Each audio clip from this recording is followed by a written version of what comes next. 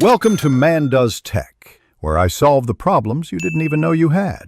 In this video, I will show how to draw chlorophyll structure. First, let's outline the basic components.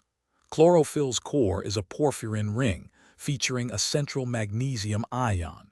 This ring is crucial for light absorption. Attached to this core is a long phytyl chain, which anchors the molecule within the thylakoid membrane. Understanding these two main parts is key to starting your drawing accurately.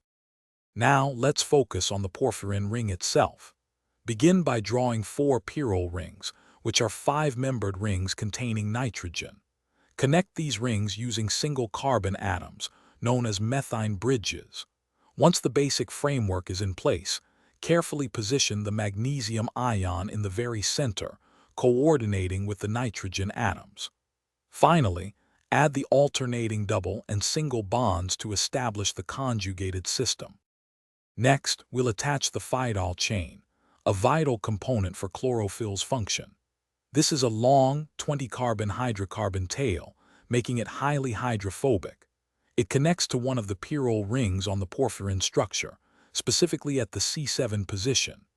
This attachment is crucial because the phytyl chain acts as an anchor, embedding the chlorophyll molecule securely within the lipid bilayer of the thylakoid membrane, optimizing its light harvesting capabilities. To complete your chlorophyll drawing, add the various side groups to the porphyrin ring.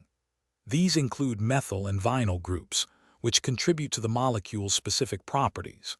Remember, there are slight structural differences between chlorophyll and chlorophyll B, primarily a formyl group versus a methyl group.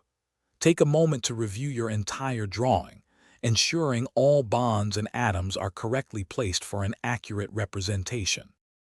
Thanks for watching. If you found this helpful, don't forget to like and subscribe.